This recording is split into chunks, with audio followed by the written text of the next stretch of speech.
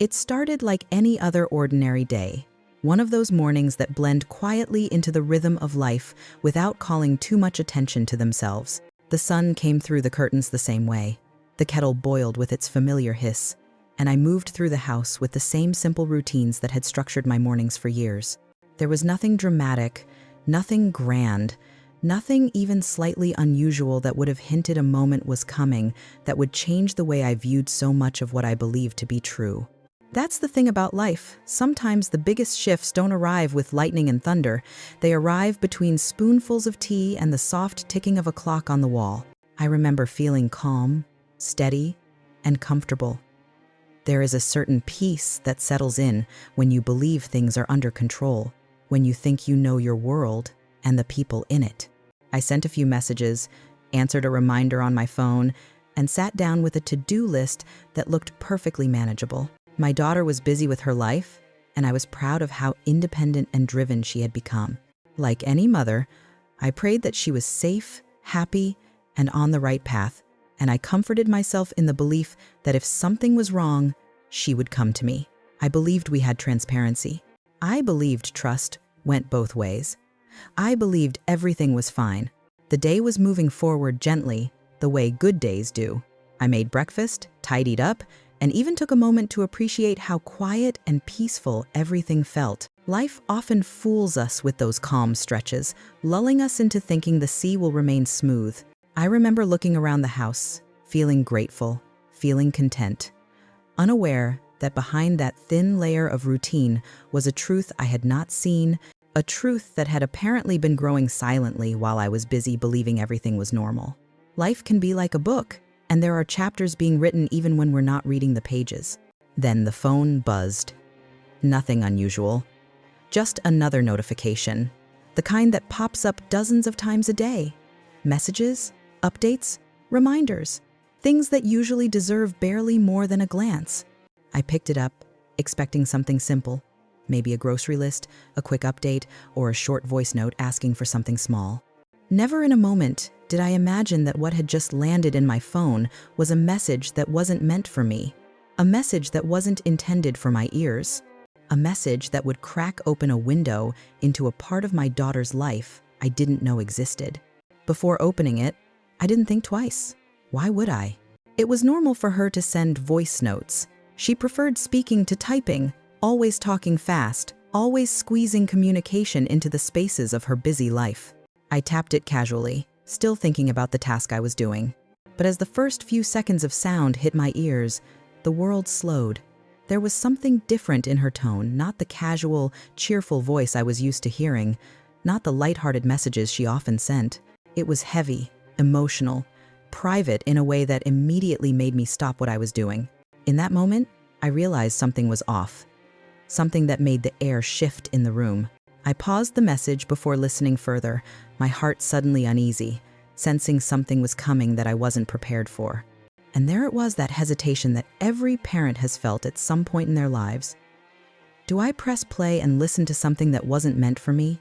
Or do I respect the invisible boundary and let it go, even though it came to me uninvited? It's strange how quickly your mind can race in moments like that. 1,000 questions in a matter of seconds. Was she okay? Was this serious? Was this something she had been hiding? Was this a mistake I was not supposed to notice? All at once, the peaceful morning was gone. The kettle that had been whistling a moment ago felt like background noise to something far more important. I stared at the phone in my hand, suddenly aware of how fragile human relationships can be, how easily the curtain of everyday life can drop, revealing something raw and unexpected. You can spend years believing you know someone fully, only to learn that people, even the ones you raise, have emotional landscapes, battles, conversations, and fears that never make it to the surface. But curiosity mixed with fear, and I knew that whatever was in that message mattered, not because I wanted to intrude, but because something in my daughter's voice told me this wasn't small. This wasn't about forgetting a charger or running late. There was emotion in her tone I wasn't used to hearing, and when you love someone deeply, you learn to recognize the difference. A mother's intuition is something ancient, something powerful, and in that moment it told me, This message cannot be ignored. And so I pressed play. Not because I wanted to invade her privacy, not because I wanted to know secrets, but because life doesn't always give us information gently. Sometimes the truth arrives mistimed, unfiltered, and uninvited. Sometimes it shows up because we need to see what we didn't know we needed to see. That moment of pressing play did not just open a recording. It opened a door into a world I had never stepped into, a part of her life I didn't realize she was navigating alone. And in that instant, everything began to change. Life had been ordinary just minutes before, but now the day had shifted direction, and the story that was about to unfold would challenge what I understood, what I assumed, and what I believed about motherhood, communication, and the silent emotional worlds our children can carry without us noticing. And that ordinary morning would no longer be ordinary again. When the message first arrived, there was nothing about it that suggested anything unusual. It was just a small notification on the screen, the kind of thing we see hundreds of times a week without giving it a second thought. A simple voice note, the same kind she sent often. Nothing dramatic, nothing urgent, nothing that hinted at the weight it carried. I tapped on it casually, expecting the familiar rhythm of her voice asking a quick question, sharing something small, or telling me something about her day. I had no idea that the message I was about to hear wasn't meant for me, and that it had been recorded with a level of honesty she clearly wasn't ready to share with me yet. The moment the audio began, everything changed. There was something in her voice, something trembled beneath the words. Not the lightness I was used to, not the confident tone she usually carried when speaking to me. Instead, it felt weighted, private, and almost fragile. The first few seconds were enough for me to understand I had stumbled into a space I was not meant to enter. And that realization brought a sudden and very real pause. I froze, finger hovering over the screen, unsure if I should continue listening. It's a strange feeling when life suddenly hands you information you didn't ask for. You don't have a roadmap in moments like that. You don't get instructions on what the morally perfect choice looks like. You're just standing there, with your heart tightening in your chest, trying to balance love with respect, worry with boundaries, fear with privacy. For a few moments, I just sat there, with the recording paused, staring at the screen. I knew what the right and polite answer would be. I could have closed the phone, deleted the message, pretended it never came. After all, it wasn't meant for me. But motherhood doesn't operate on paperwork and policies. It operates on instinct, on intuition, on that deep sense inside that tells you when something is not okay. And I could hear pain in her voice, real pain, the kind that makes your stomach twist and your mind race with 1,000 possibilities. Was she in trouble? Was she scared? Was she hurt? Was something happening that she couldn't bring herself to say directly? All of that ran through my mind in seconds, because when you love someone, concern comes faster than logic. There was another layer to this emotional knot. The relationship I believed we had. I had always thought she would come to me if something serious was happening. I believed that nothing important would be hidden. But here I was, holding a message that suggested she had been holding something in, and that hurt in its own quiet way. Not anger, never anger, but that soft ache that comes from the realization that the people we love most sometimes fight their battles alone, not because they don't trust us, but because they don't want to worry us. Maybe she didn't want to disappoint me. Maybe she didn't want to burden me. Maybe she simply felt safer speaking her truth to someone else. Whatever the reason, the message was a window into a part of her life I hadn't seen, and that alone made the decision feel heavier. My fingertip rested on the phone. One tap, and I would step into something private.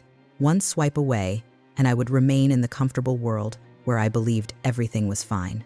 The room suddenly felt quieter, as if the walls themselves were waiting to see what I would choose. It's incredible how a single second can stretch out and feel like a crossroads. And in those stretched out seconds, I wasn't just a mother, I was a woman wrestling with responsibility, respect, curiosity, and fear. And fear was winning, because at the end of the day, when you are a parent, fear is powerful.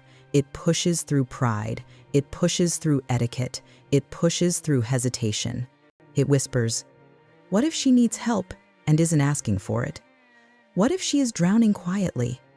What if your silence right now costs her something she can't get back later? And there is no handbook that tells you what to do when those questions start filling your chest. So I did something that surprised even me. I took a deep breath and pressed play again, not to invade, not to control, but because something inside told me the message wasn't just personal. It was a cry she didn't know had reached me. The recording resumed, and each word hit deeper than the last. She wasn't talking to me. She was talking to someone she trusted, someone she felt she could be transparent with, someone she could let her guard down around. And in that voice, I heard vulnerability. I heard confusion. I heard hurt. And I heard a truth she had been carrying silently, possibly for longer than I could imagine. And that realization stung not because she had shared it with someone else, but because I hadn't seen it. I had missed it. And that is a quiet pain every parent knows at some point, the realization that you can know someone their entire life and still not see the storms building behind their eyes. We spend so much time teaching our children to be strong that sometimes we forget to remind them that they're allowed to be scared with us, allowed to fall apart with us, allowed to tell us the truth without fearing the consequences. Listening to that message was like hearing a story unfold in real time, a chapter I hadn't been aware existed. It was raw, emotional, and honest in a way few people allow themselves to be. And the more I listened, the more I understood that this message didn't just land in my phone by accident. It landed because I needed to hear it. Maybe not in the way she intended, maybe not at the time she planned. But life has a way of pushing truth out into the open when the moment demands it. By the time the recording ended, I wasn't angry. I wasn't disappointed in her. I was simply overwhelmed by the reality that the child I loved was carrying something heavy and hadn't known how to include me in that journey. And that realization changed everything. When the message reached the point where the truth finally came out, it felt like the room itself shifted. There are moments in life when the world becomes very still, as if everything around you pauses to allow the weight of a revelation to settle, and that is exactly how it felt. I had been bracing myself while listening, sensing that something serious was coming, but even with that anticipation, nothing prepared me for what I heard next. There is a kind of silence that follows the realization that someone you love has been carrying something alone, and in that silence, 1,000 emotions collide: shock, confusion, sadness, and an aching sense of helplessness. I remember sitting there, phone still in my hand, listening to her voice crack as she spoke to someone who was not me, revealing pieces of a life I didn't know she was living. What struck me first was the honesty in her voice, the unfiltered vulnerability she showed when she thought no one else was listening. It wasn't dramatic or performative. It was raw, trembling, and real words that carried the weight of someone who had been holding everything in for far too long. She spoke about fears she hadn't told me about, struggles I didn't know she was facing, and emotions she had never allowed to surface in our conversations. These weren't small issues. These were the kind of thoughts that can keep a heart heavy through sleepless nights, the kind of emotions that build slowly until they have nowhere left to go. As I listened, I had to accept a truth that no parent ever wants to face, that despite our best efforts, despite the love we pour into our children, despite the closeness we believe we have maintained, sometimes we miss things. Sometimes the people we love most are hurting right in front of us, and we don't see it, not because we don't care, but because they have become so good at pretending. We teach our children to be strong, to be independent, to stand tall in the face of life. But sometimes they take those lessons so deeply to heart that they forget strength doesn't mean silence. And when they suffer quietly, it is not a failure on their part. It is a reminder that we, too, must learn to look beyond the smiles and the daily routines and ask deeper questions. There was a moment while listening when I had to steady myself, because it felt personal, not in the sense of blame, but in the sense of realization. She had been struggling, and I didn't know. She had been scared, and I hadn't seen it. She had been carrying the weight of her emotions, and I had believed she was simply busy with life. That realization hit me harder than anything else. As parents, we learn to read bruised knees, fevers, cold hands, and broken toys. We learn how to fix the little things. But no one prepares us for the emotional bruises we cannot see, the ones hidden beneath brave faces and calm voices. Those wounds are quiet. Those wounds speak in sighs, in changes of tone, in pauses between sentences, and if we aren't listening carefully, we miss them. And that is exactly what had happened. The message continued, and with each sentence the truth unfolded further, revealing not just a moment of pain, but a pattern of emotional weight she had been carrying. She had been struggling at work, unsure of her direction, feeling pressure to excel and meet expectations, even when those expectations were ones she had placed upon herself. She spoke of feeling inadequate, of questioning her worth, of comparing herself to others who seemed to be progressing faster, shining brighter, moving ahead with ease, while she felt stuck. She spoke with a kind of exhaustion that doesn't come from lack of sleep, it comes from mental strain, emotional fatigue, the weariness of trying to appear fine, when inside you feel like you're unraveling thread by thread. There was more, though. She spoke about relationships, both personal and professional, that were draining her.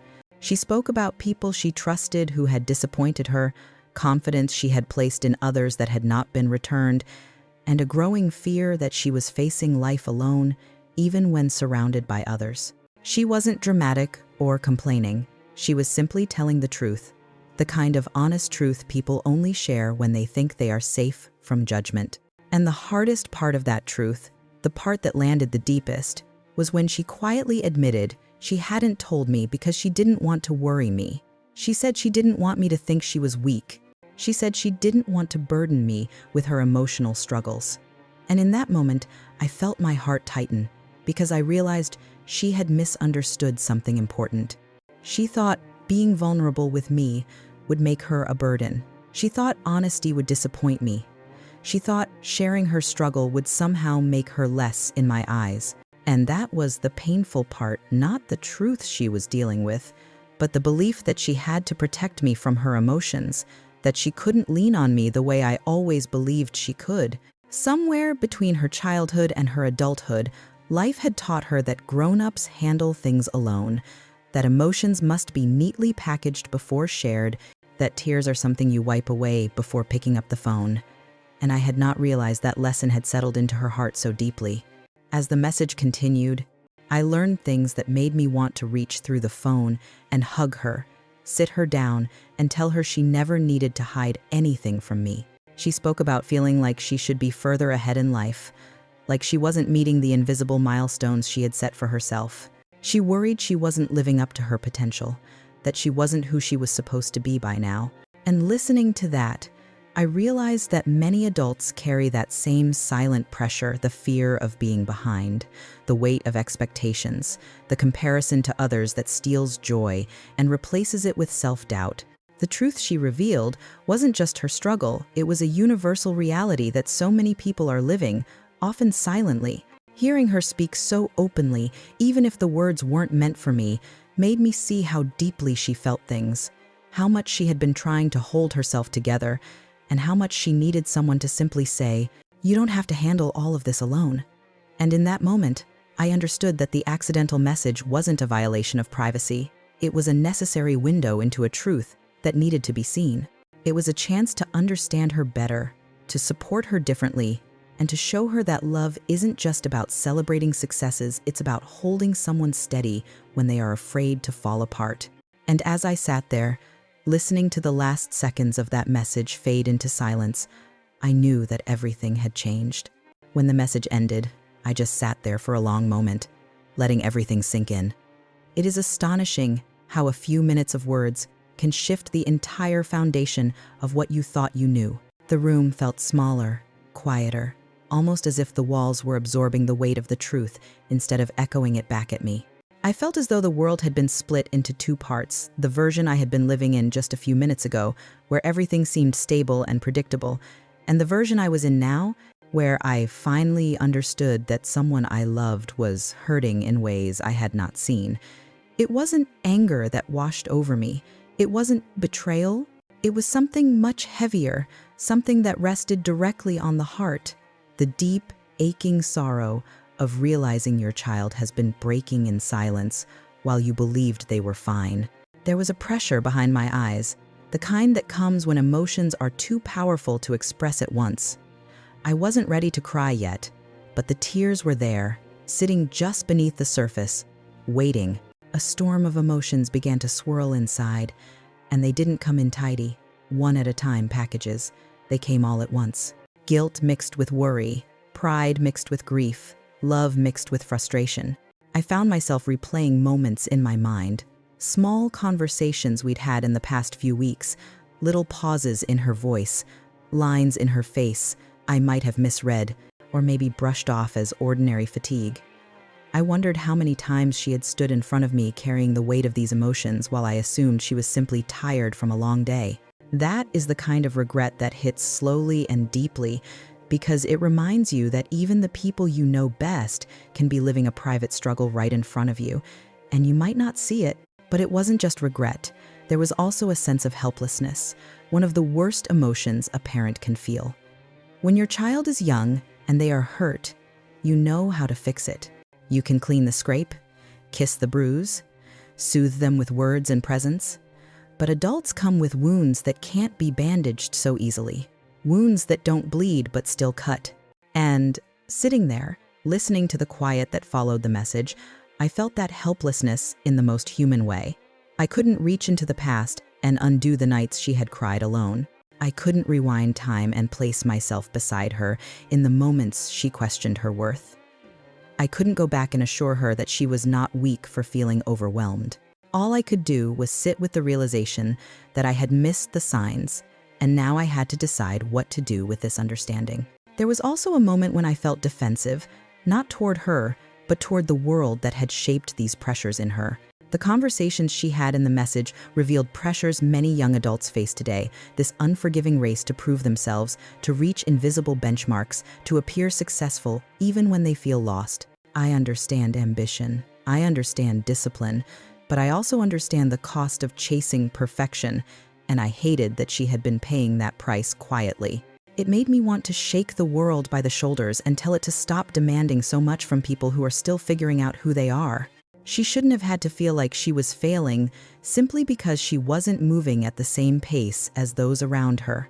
Pain doesn't always come from tragedy. Sometimes it comes from comparison, and comparison is one of the most silent, most destructive forces in our lives. The more I thought, the heavier my heart felt. But beneath that heaviness was an emerging clarity, a realization that this moment wasn't just about the pain I was feeling, it was about the pain she had felt alone. I had a choice now, to let the shock swallow me, or to use this as a moment to deepen understanding. And that realization brought something else, compassion. Not just the surface-level compassion of saying, "I'm here for you," but the deeper compassion that comes when you finally see the full picture. It wasn't just that she was overwhelmed, it was that she was trying to be strong for everyone, even at the cost of her own emotional well-being. And that takes a different kind of courage, a quiet, unseen courage that deserves recognition, not judgment. That compassion grew as I replayed the message in my mind. I heard the tremor in her voice, the hesitation, the pauses where she seemed to gather herself before speaking again. Those pauses cut me more deeply than the words themselves because I understood what they meant.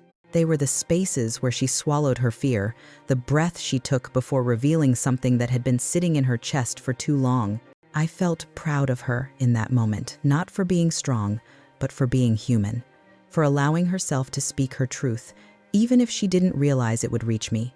Emotion can be a powerful teacher, and what I learned in that moment was that love doesn't just mean protecting the people we care about from the world. It also means recognizing when they need protection from their own expectations, their own internal pressure, their own belief that they must carry everything alone. I began to see that the emotional distance I had felt recently wasn't distance at all, it was the weight she had been struggling under. She wasn't hiding from me. She was trying to manage life in the best way she knew how. And maybe she didn't know that it's okay to ask for help. Maybe she didn't realize that real strength isn't the absence of struggle, it's the willingness to share the struggle with someone who loves you. And the tears finally came, not for her mistakes, but for the burden she had carried in silence. I cried because I suddenly understood the depth of her loneliness. I cried because I knew she had been trying so hard to appear fine. I cried because she was hurting and didn't know that she didn't have to pretend with me. And I cried because, in that one accidental message, I had been given a chance to be present in a new way, a chance to show up differently, a chance to tell her she never had to face life alone. By the time I wiped those tears away, I knew that the conversation ahead would not be easy, but it was necessary, and I was ready to have it. When the initial shock settled and the emotions stopped crashing against each other so wildly, I realized something important. This situation could not be approached with impulse. It needed strength, yes, but a particular kind of strength, not loud, not reactive, not fueled by the hurt of being left out, but quiet, grounded strength. The kind that allows you to step outside your own feelings long enough to truly understand someone else's pain. In that moment, I had every justification to feel wounded. I could have confronted her from a place of frustration, or questioned why she hadn't trusted me, or demanded explanations. But all of those reactions would have been rooted in how I felt, not what she needed. And what she needed was not a mother who reacted. She needed a mother who responded with clarity, calmness, and compassion. I sat with that thought for a while. I thought about all the times I had told her to be strong in life, to keep her head up, to march forward no matter how heavy the road became.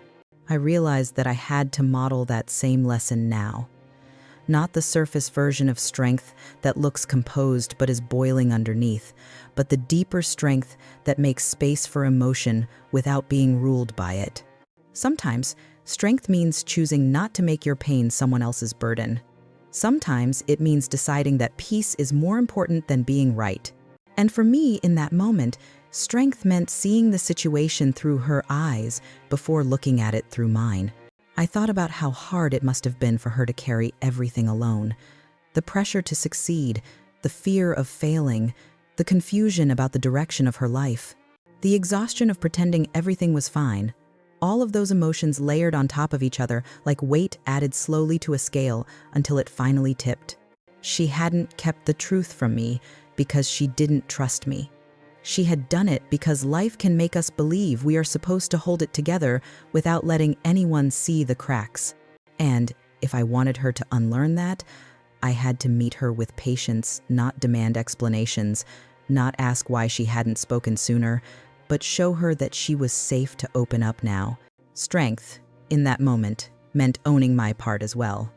It meant acknowledging that somewhere along the journey, I had perhaps been too busy maintaining the calm surface of life to notice the ripples beneath it. It's not easy for a parent to admit that.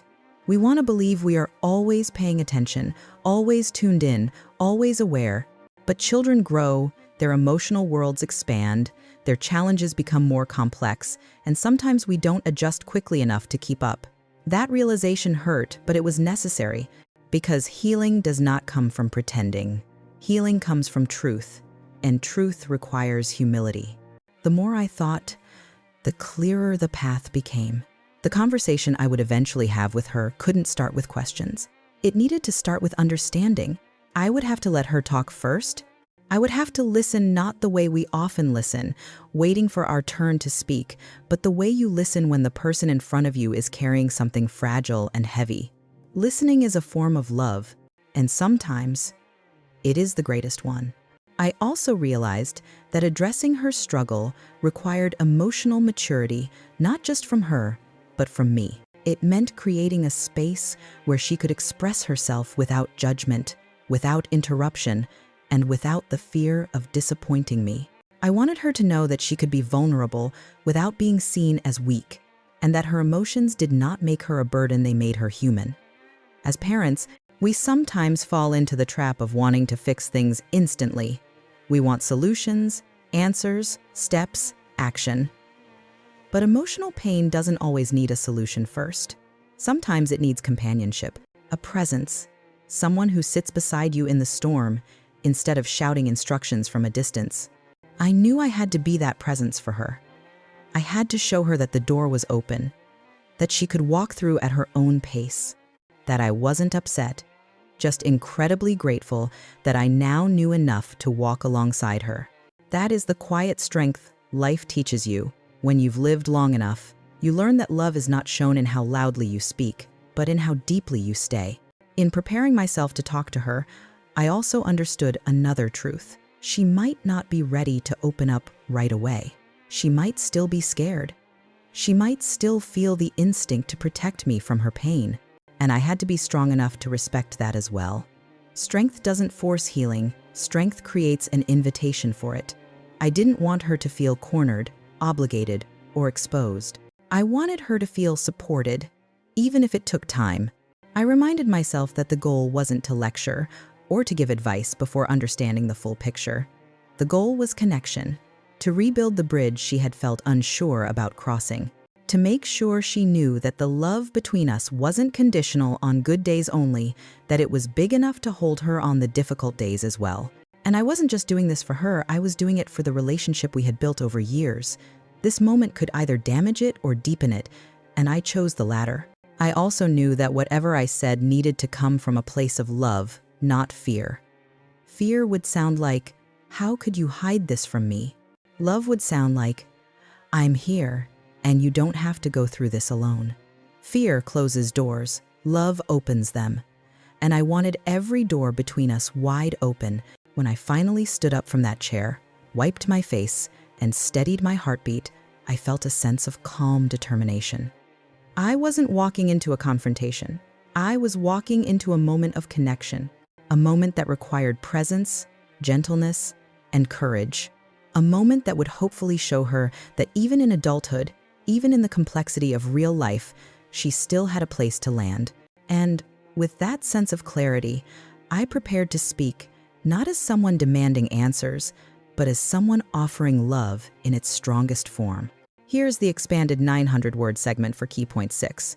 Written in the same emotional, storytelling tone, flowing naturally, without headings, without mentioning Auntie Mae by name, and sounding as if she is speaking. When the storm of emotions finally calmed and the truth stood in the open with nowhere left to hide, I found myself facing a choice I never imagined I would confront, whether to stay broken or to rebuild. Sometimes life doesn't ask your permission before changing everything you thought you knew. It just happens. One moment, I believed I had complete clarity about my family, my relationships, and my place in their world. And then, in the next moment, a voice message shattered that picture and replaced it with something I never expected. But we do not grow by controlling what happens to us. We grow by choosing who we become afterward.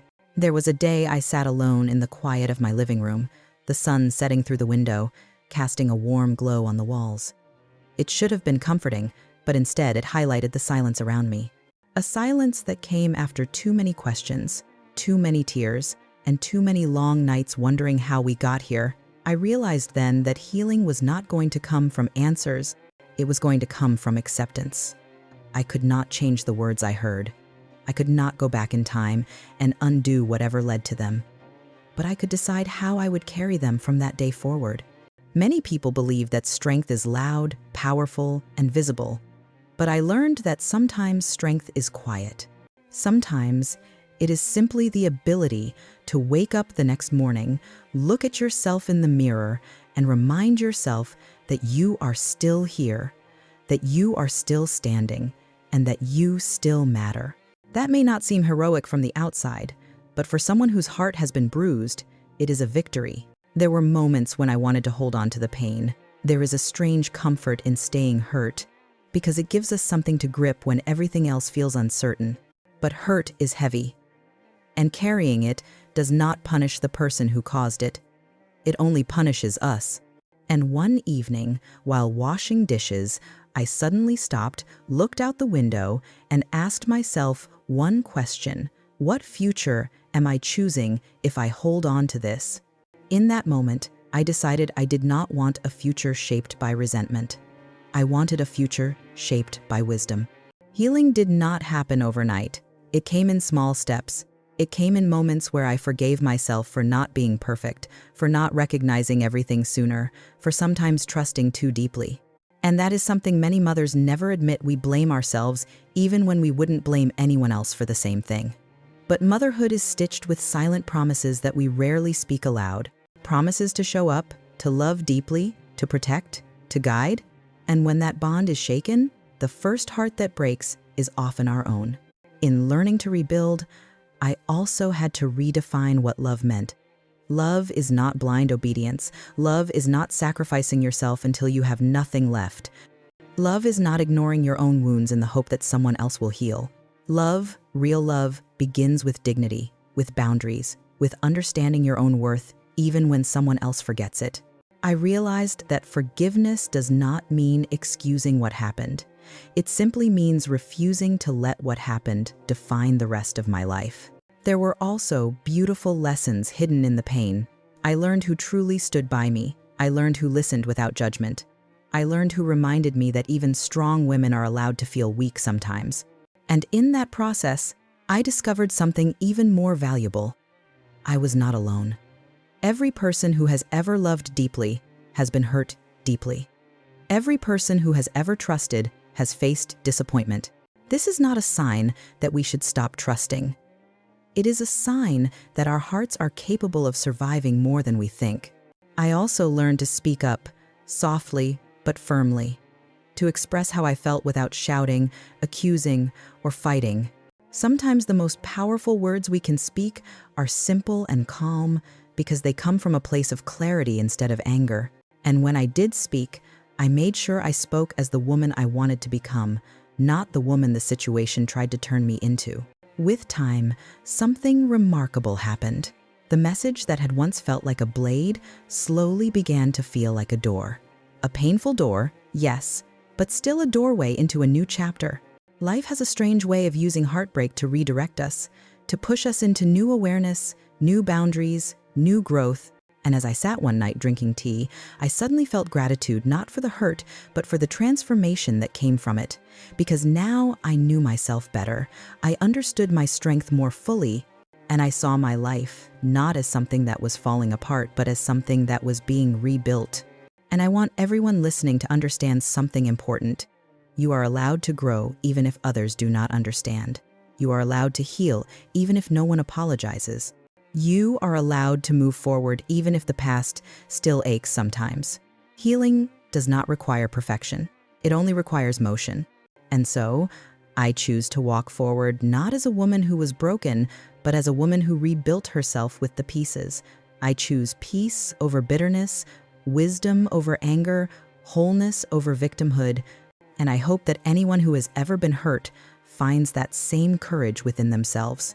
Because at the end of the day, sometimes the deepest wounds prepare us for the strongest chapters. And sometimes the voice that once shattered us becomes the reason we learn how to stand in our power again.